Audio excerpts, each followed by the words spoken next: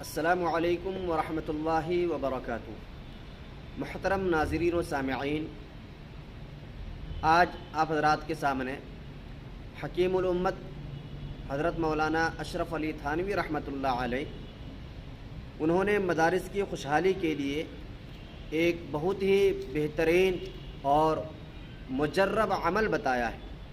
اس پر عمل کرنے سے انہوں نے فرمایا ہے کہ مدارس میں جو تنگ دستی ہوتی ہے وہ ختم ہو جاتی ہے۔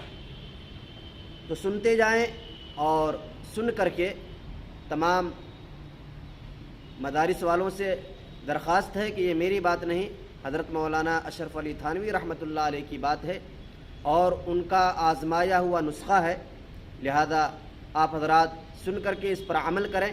اللہ کی ذات سے قوی امید ہے کہ انشاءاللہ مدرسے میں جو تنگ دستی ہوگی اور اسی طریقے سے مدرسے کے اندر جو پریشانیاں ہوں گی، اللہ کے فضل سے اور اس مجرب عمل کی برکت سے انشاءاللہ وہ ختم ہو جائیں گی۔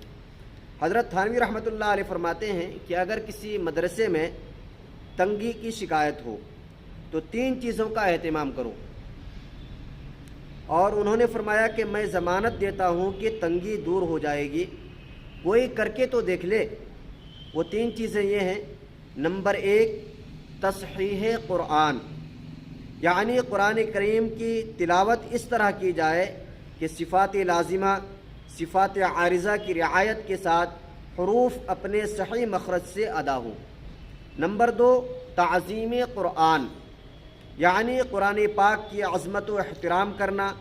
جس طرح آپ کو اپنے جسم سے بے لباس رہنا پسند نہیں، تو اللہ تعالیٰ کے پاک کلام کو مسجد میں بغیر غلاف کے پڑے رہنے دینا آپ کو کیسے پسند ہو سکتا ہے؟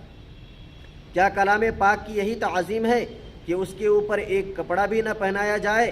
سوچنا چاہیے۔ یہ دوسری نصیحت ہے ان کی۔